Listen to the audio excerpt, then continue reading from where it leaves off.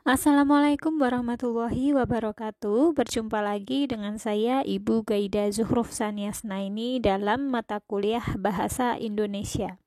Ini adalah materi pertemuan yang kelima. Materinya adalah bentuk kata dan makna kata. Untuk apa kita mempelajari bentuk kata? Agar kita bisa membedakan hierarki satuan-satuan bahasa, bisa mengetahui apa itu kata, morfem, fonem, kata dasar, kata turunan, afiks, kata ulang, dan kata majemuk, sehingga kita bisa menggunakannya dengan tepat. Dan untuk apa kita mempelajari makna kata? Agar kita bisa membedakan apa itu sinonim, antonim, homonim, polisemi, hiponim, perubahan makna, dan macam-macam makna. Sehingga ketika kita membaca suatu wacana, kita bisa memahami maknanya dengan tepat. Juga dalam hal kepenulisan, kita bisa lebih variatif dalam menggunakan kata. Hierarki satuan-satuan bahasa. Hierarki artinya urutan tingkatan. Tingkatan satuan bahasa jumlahnya ada 7. Dari yang paling kecil, fonem, morfem, kata, frasa, klausa, kalimat, dan wacana. Untuk menjelaskannya, silakan simak video tulis tangan saya berikut ini. Assalamualaikum warahmatullahi wabarakatuh. Karena kita tidak bisa bertatap muka, jadi saya tidak bisa menjelaskan melalui papan tulis, maka saya beri video coret-coret saja ya. Jadi tingkatan satuan bahasa itu ada 7. Jadi dalam bahasa apapun di dunia ini memiliki 7 tingkatan satuan bahasa. Dari yang paling kecil fonem, kemudian yang lebih besar morfem, yang lebih besar lagi kata, yang lebih besar lagi frasa, yang lebih besar lagi klausa, yang lebih besar lagi kalimat, dan yang paling terbesar dan tertinggi adalah wacana. Nah, jadi yang namanya tingkatan atau hierarki berarti wacana ini sudah mencakup kalimat, klausa, frasa, kata, morfem, dan fonem. Nah, misalnya frasa berarti sudah mencakup kata, morfem, dan fonem. Nah, jadi yang paling kecil adalah fonem. Fonem itu apa? Fonem itu bunyi terkecil dalam bahasa atau bunyi terkecil yang bisa dihasilkan oleh manusia. Misalnya A, I, U, E, O, B, C, D, F, G itu kan bunyi terkecil yang bisa dihasilkan oleh manusia. Nah, apakah fonem itu bisa disamakan dengan huruf? Tidak bisa, karena tidak semua bunyi manusia itu bisa diwakilkan dengan huruf. Misalnya ada huruf E, itu bunyinya bisa 3 macam, E, dan E. Berarti ada satu huruf E, tapi fonemnya 3. Misalnya ada huruf O, fonemnya ada 2, yaitu O dan O. Nah, itu fonem. Ada fonem vokal, misalnya A, I, U, E, O. Ada juga fonem konsonan B, C, D. Begitu ya. Nah, kemudian morfem. Morfem itu bentuk terkecil dalam satuan bahasa. Nah, bentuk terkecil itu dibedakan menjadi 2, yaitu morfem bebas dan morfem terikat. Morfem bebas itu bisa berdiri sendiri, misalnya meja, kursi, atau kata dasar itu ya, termasuk dalam morfem bebas. Lap, nah itu morfem bebas dapat berdiri sendiri. Kalau morfem terikat itu adalah morfem yang harus melekat pada unsur yang lain. Misalnya dalam imbuhan me, ber, ter, an. Nah, itu morfem terikat. Nah, kemudian kata. Kalau kata kita semuanya sudah tahu adalah satuan yang dapat berdiri sendiri. Jadi apakah kata itu pasti morfem bebas? Iya, kata itu pasti morfem bebas. Tapi apakah morfem terikat itu kata? Morfem terikat itu tidak bisa disebut sebagai sebuah kata. Nah, kalau kata itu kita sudah tahu sendiri, sepeda, televisi, lemari, gitu ya, kata. Nah, sedangkan frasa itu bagaimana? Frasa itu dua kata atau lebih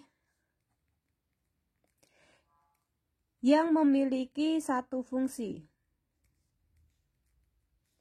Sebagai subjek sajakah, predikat sajakah, objek sajakah, keterangan sajakah, atau pelengkap sajakah. Nah, misalnya ada kata kalimat orang yang berbaju merah itu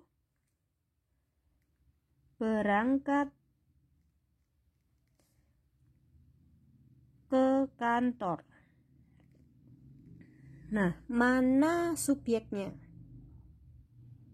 Subjeknya adalah orang yang berbaju merah itu.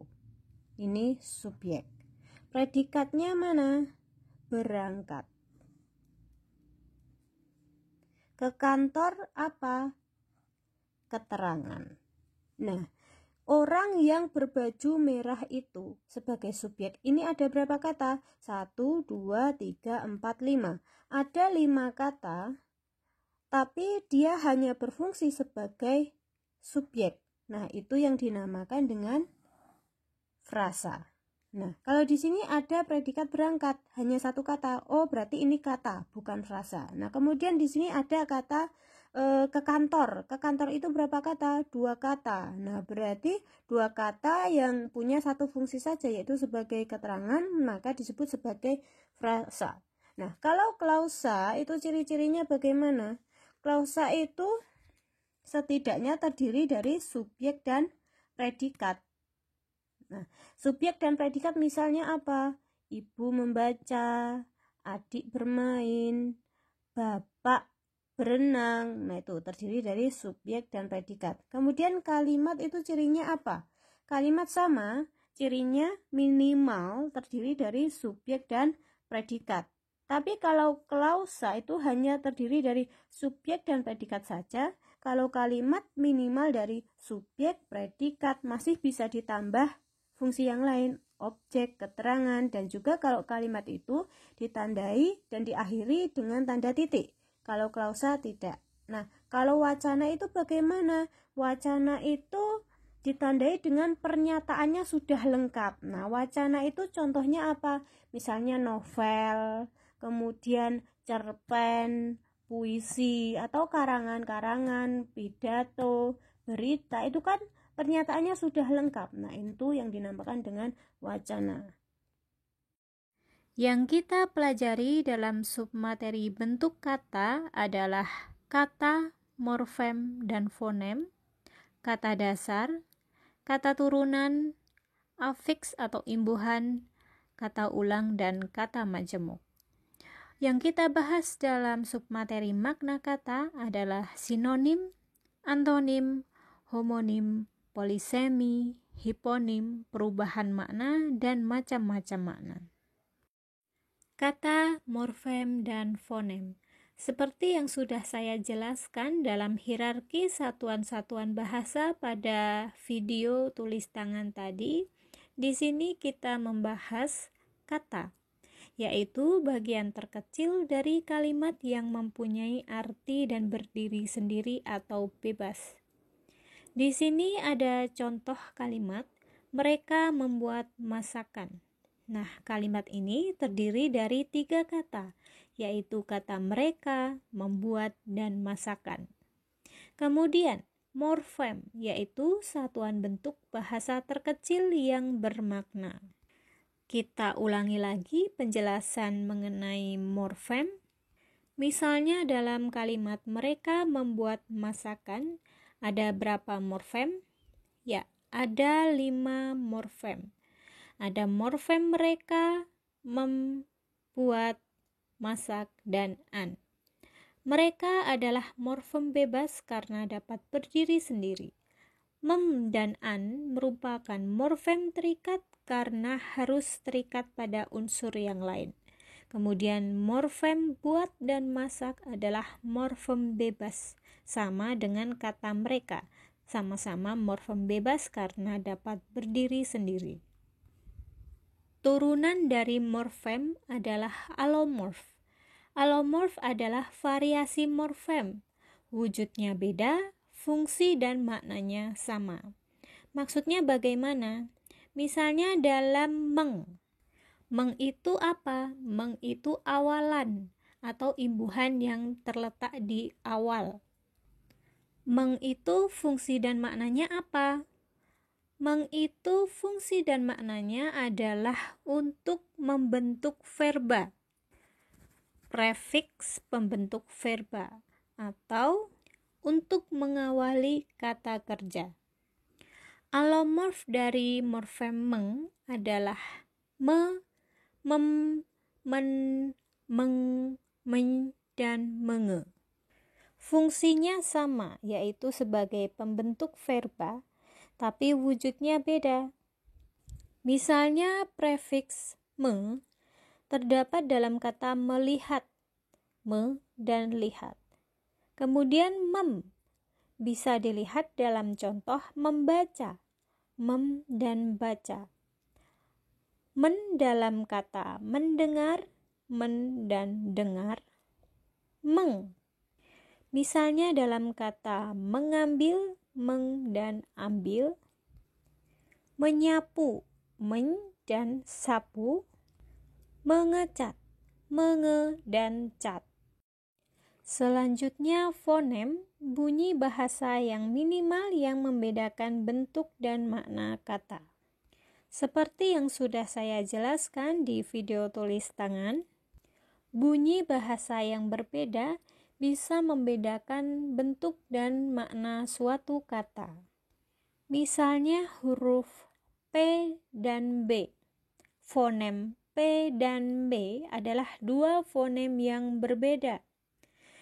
Fonem P dan B kalau didengarkan secara sekilas bunyinya hampir sama.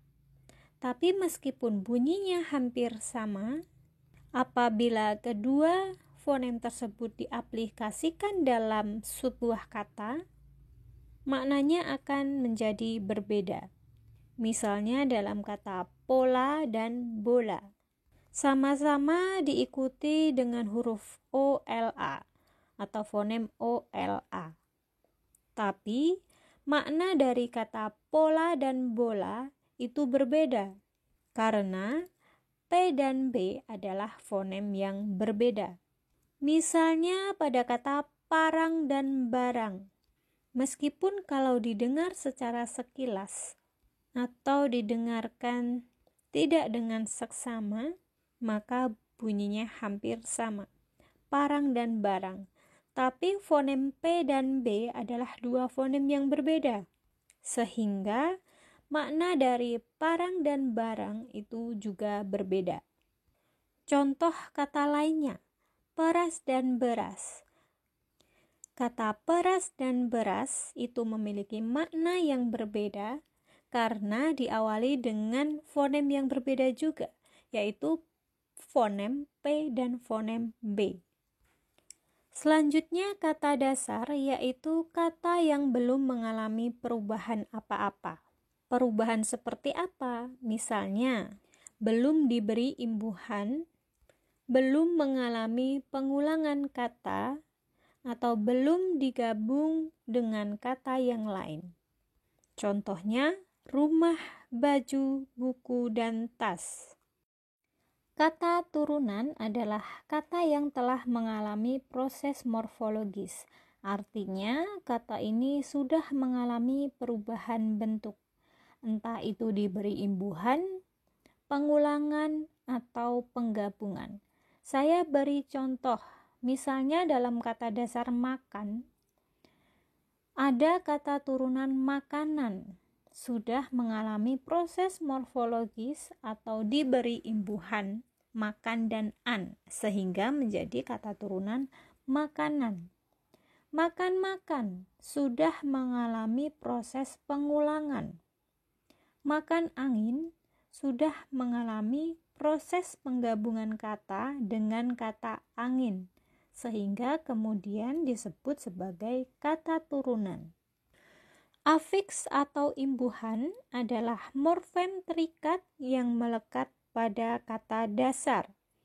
Ada 5 jenis afiks, yaitu prefiks atau awalan, infiks atau sisipan, sufiks atau akhiran, konfiks berada di awal dan akhir secara bersama-sama, afiks gabungan berada di awal dan akhir. Prefiks ada 7, yaitu ber, di, ke, ter, meng, peng, per, se.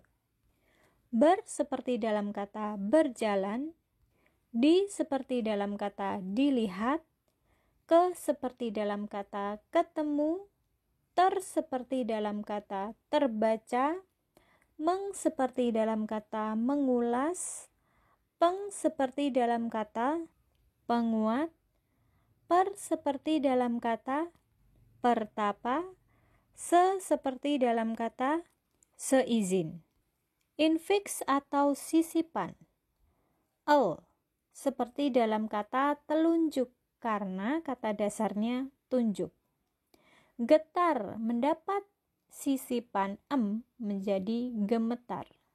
Kata dasar gigi mendapat infiks sehingga menjadi gerigi. Kerja mendapat infiks sehingga menjadi kinerja. Sufiks atau akhiran ada kan, an, i, nya, wan, man, wati, wi, iyah, nda, dan or. Akhiran kan seperti dalam kata izinkan, an seperti dalam kata lukisan, akhiran i seperti dalam kata alami, alam dan i, akhirannya seperti dalam kata rumahnya, akhiran wan seperti dalam kata budayawan, akhiran man seperti dalam kata seniman, akhiran wati seperti dalam karyawati, akhiran wi seperti dalam kata duniawi, akhiran iyah seperti dalam kata alamiah, akhiran da seperti dalam kata ibunda, dan akhiran or seperti dalam kata editor. Kemudian konfiks yang berada di awal dan akhir secara bersama-sama, misalnya peran dalam kata persatuan, kean dalam kata kemanusiaan, senya dalam kata sejujurnya, pengan dalam kata penglihatan, dan beran dalam kata berhamburan. Afiks misalnya mengkan, mengi, berkan, peri, berkan, terkan, teri, dan dikan, dii. Kata ulang adalah kata yang sudah mengalami proses morfologis, yaitu pengulangan. Ada 4 jenis kata ulang, yaitu dwipurwa, dwilingga, dwilingga salin suara, dan kata ulang berimbuhan. Kata ulang dwipurwa. Dwi artinya 2, purwa adalah mula-mula atau pertama. Kata ulang ini berarti mengulang suku kata pertama dan kemudian mengalami pelemahan vokal. Misalnya dalam kata luhur, mengalami pengulangan menjadi luluhur dan pelemahan menjadi leluhur. Luasa menjadi luluasa dan menjadi leluasa. Tamu, tatamu menjadi tetamu. Tanaman dari tatanaman menjadi tetanaman. B. Dwilingga. Dwi artinya 2, lingga artinya kata dasar, berarti mengulang kata dasar. Ya, nanti contohnya kata ulang ini berbentuk utuh, pengulangannya utuh. Seperti pohon-pohon, buku-buku, gelas-gelas, dan lain-lain. Dwilingga salin suara. Nah, perbedaannya dengan dwilingga adalah Dwilingga ini sama-sama mengulang bentuk kata dasarnya, tetapi kemudian bunyinya beralih. Seperti sayur-sayur menjadi sayur maur, sayur mayur ya maksud saya. Lauk-lauk menjadi lauk pauk, balik-balik menjadi bolak-balik, serba-serbi, gerak-gerik. Kata ulang berimbuhan berarti kata dasar diulang dan ada yang diberi imbuhan. Main-main menjadi bermain-main. Tarik-tarik menjadi tarik-menarik mendapat imbuhan men. Tanya-tanya menjadi bertanya-tanya mendapat imbuhan ber. Terbatuk-batuk mendapat imbuhan ter. Kata majemuk adalah gabungan dua kata atau lebih yang membentuk satu kesatuan arti. Contohnya rumah sakit, kapal terbang, kursi malas, temu wicara, terjun payung, membalas budi, Pancasila, dan senjakala. Sinonim adalah dua kata atau lebih yang memiliki makna sama atau hampir sama. Ada contoh sudah dan telah, bisa dan dapat, sebab dan karena, siswa dan murid. Perbedaan makna dalam sinonim dapat dilihat dari 4 jenis. Yang pertama, makna dasar dan tambahan. Maksudnya apa? Misalnya makna dasar melihat, karena sifatnya lebih umum menjadi makna dasarnya. Nah, kalau sudah diberi tambahan, misalnya melihat dengan menggerakkan leher ke samping, namanya menoleh. Kalau melihatnya dengan durasi yang cukup panjang, kemudian dengan saksama, dengan teliti, maka disebut dengan menatap. Kemudian melihat dari celah yang kecil atau bersembunyi, kemudian disebut sebagai mengintip. Kemudian makna dapat dilihat dari nilai rasanya. Jadi perasaan kita akan berbeda kalau kata yang digunakan juga berbeda, meskipun sebenarnya maksudnya sama. Misalnya kata mati, itu kosakatanya bisa meninggal, mangkat, gugur, mampus, dan wafat. Tetapi ketika saya menyebut meninggal, mangkat, gugur, mampus, dan wafat, apakah perasaan yang kalian rasakan itu berbeda-beda? Meninggal dan wafat, meninggal dan mampus, apakah perasaan kalian berbeda waktu mendengarnya? Nah, itulah yang dinamakan nilai rasa. Misalnya meninggal, ini bisa digunakan untuk orang biasa ya. Misalnya saudara meninggal. Nah, kemudian mangkat. Nah, ini sama artinya dengan mati, tetapi untuk raja. Raja mangkat. Raja Sriwijaya mangkat. Nah, itu cocok untuk raja. Gugur itu untuk pahlawan. Pahlawan itu telah gugur di medan perang misalnya. Mampus, nah itu konotasinya negatif ya, nilai rasanya negatif, nilai rasanya rendah. Nah, itu biasanya digunakan untuk orang yang memiliki sifat buruk, seorang musuh misalnya, atau seseorang yang kita benci. Kemudian kata wafat itu biasanya digunakan oleh orang-orang ternama. Kelaziman pemakaian, misalnya ada besar, raya, agung, dan raksasa. Misalnya besar dalam kata rumah besar, raya misalnya dalam kata masjid raya, jalan raya. Agung seperti jaksa agung, masjid agung.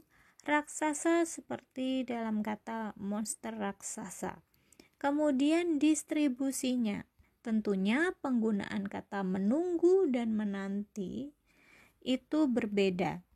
Kata menunggu sifatnya lebih umum, sedangkan kata menanti lebih bersifat mendalam. Antonim adalah kata-kata yang maknanya berlawanan.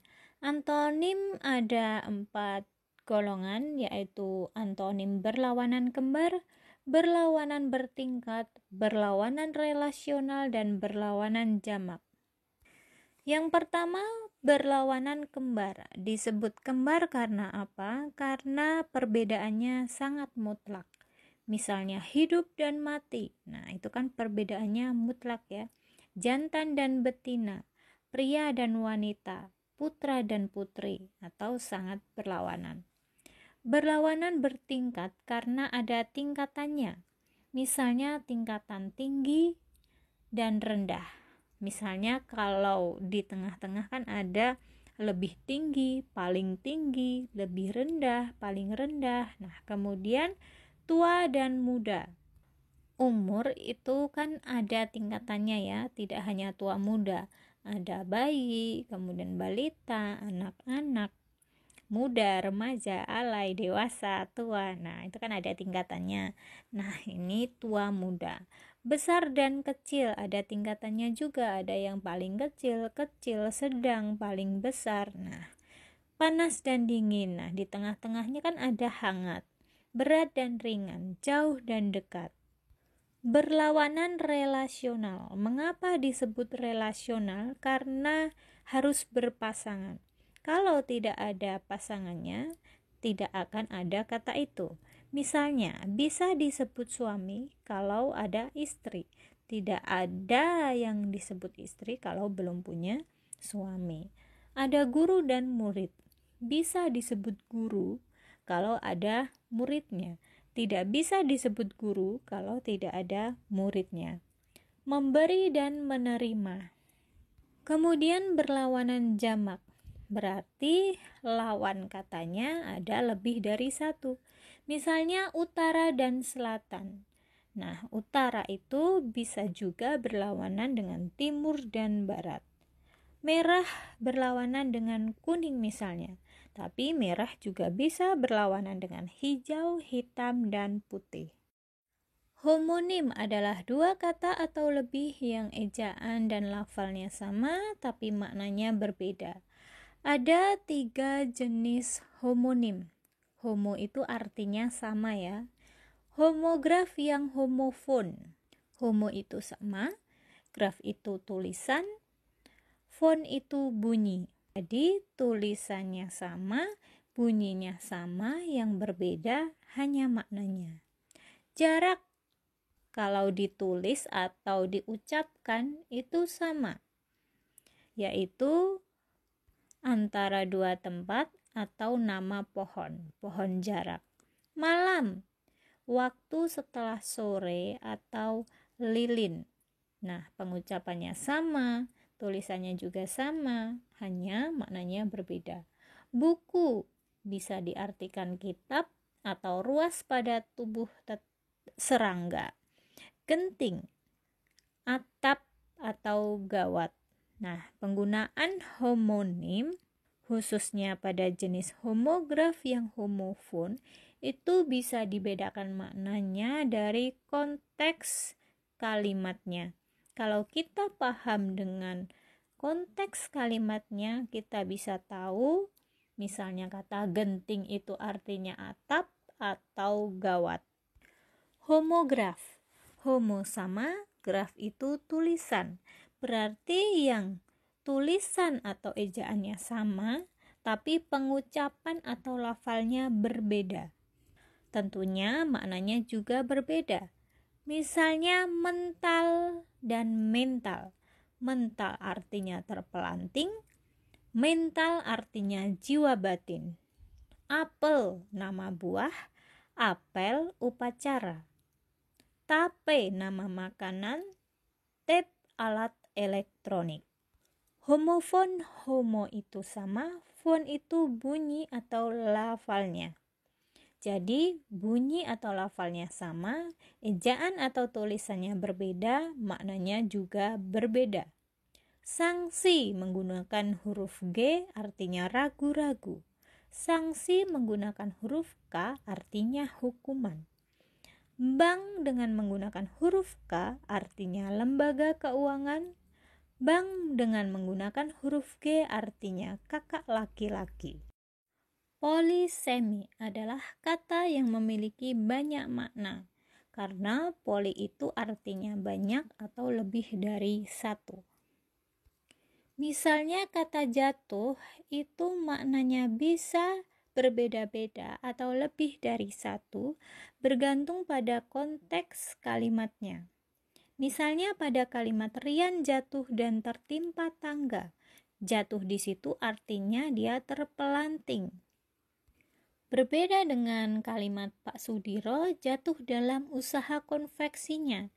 Bukan berarti dia juga terpelanting, tetapi jatuh maksudnya rugi, usaha konveksinya rugi. Ujian skripsi Arum jatuh pada hari Senin. Nah, jatuh di sini artinya bertepatan. Ujian skripsi Arum bertepatan pada hari Senin. Selanjutnya, mulut Rizal bau karena belum gosok gigi. Nah, mulut di sini artinya adalah bagian dari wajah ya, mulut dari segi fisik kita.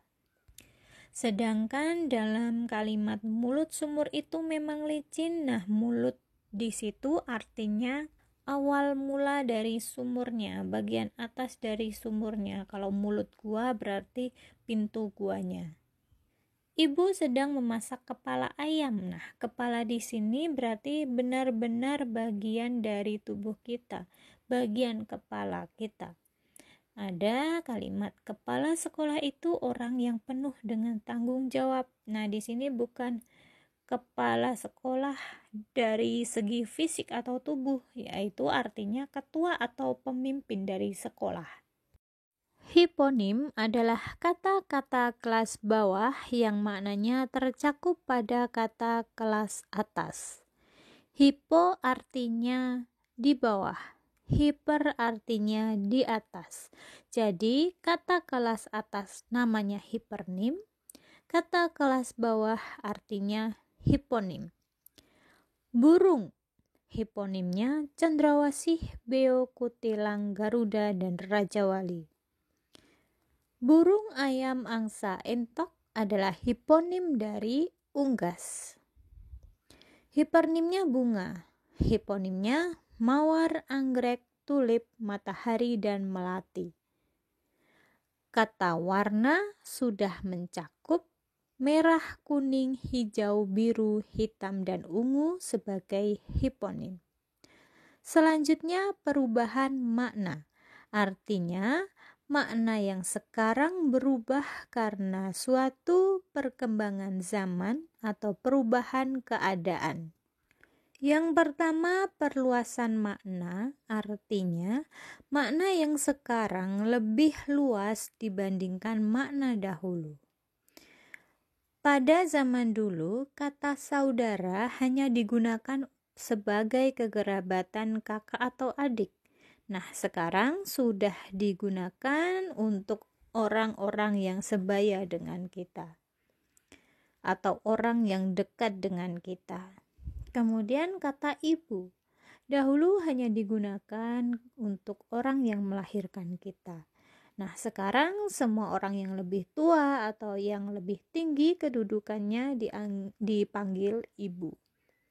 Kata berlayar dulu hanya digunakan untuk menyeberangi laut dengan kapal layar. Nah, sekarang tidak hanya dengan menggunakan kapal layar saja. Semua kegiatan mengarungi lautan dengan alat apa saja disebut dengan berlayar. Penyempitan makna berarti makna yang sekarang lebih sempit dibandingkan makna dulu.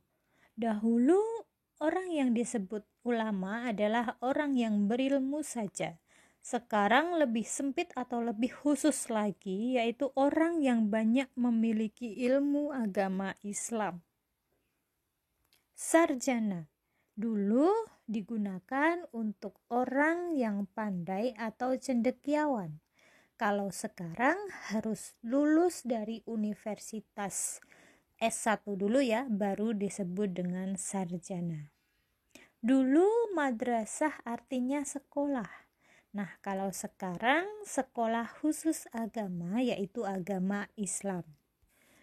Kemudian peninggian makna atau ameliorasi. Makna yang sekarang dirasa lebih tinggi dibandingkan dahulu. Dahulu wanita dan perempuan itu maknanya tidak ada yang lebih tinggi atau lebih rendah, atau konotasinya sama. Kalau sekarang wanita konotasinya lebih tinggi, sehingga kata wanita ini berarti mengalami peninggian makna. Karena apa? Kata perempuan itu konotasinya biasa saja, orang yang memiliki jenis kelamin perempuan. Sedangkan wanita konotasinya lebih tinggi atau positif, karena seperti orang yang berkelamin perempuan tetapi sifatnya lebih dewasa dan sukses. Istri dan bini, dulu maknanya sama, tetapi sekarang istri lebih tinggi maknanya, sehingga kata istri ini mengalami peninggian makna. Tunarungu dan tuli. Tunarungu sudah mengalami peninggian makna. Sebaliknya ada penurunan makna atau peorasi, berarti makna yang sekarang lebih rendah maknanya dibandingkan makna dahulu. Misalnya kata gerombolan dan kumpulan. Dulu maknanya sama kedudukannya, tapi sekarang gerombolan mengalami peorasi, karena kata gerombolan biasanya digunakan untuk kumpulan orang-orang yang melakukan hal yang negatif. Kemudian kamu dan Anda, bunting dan hamil. Kata bunting tentunya lebih rendah maknanya dibandingkan kata hamil. Asosiasi. Nah, ini adalah perubahan makna karena memiliki sifat yang sama. Misalnya kata memancing. Nah, ini kan bisa dalam pengertian awalnya memancing ikan misalnya. Kemudian sekarang bisa memancing perhatian misalnya. Jadi kan memancing itu kan memberi sesuatu yang kecil, memberi umpan. Nah, kemudian untuk mendapatkan hasil yang lebih besar, kita memberi umpan cacing, kemudian kita mendapatkan yang lebih besar, yaitu ikan. Seperti memancing perhatian. Nah, kita hanya berbicara, saya lapar nih, kemudian dapat hasil yang lebih besar, mendapatkan makanan misalnya. Memancing emosi misalnya dengan menyindir. Nah, kemudian kita memperoleh yang kita ingini, yaitu orang tersebut emosi. Nah, itu juga disebut memancing. Bunga desa, yang artinya gadis cantik asal desa. Nah, bunga dan gadis cantik itu memiliki makna yang sama karena sama-sama indah. Nah, sehingga gadis cantik tadi disebut bunga desa. Amplop, uang suap. Nah, mengapa sama artinya?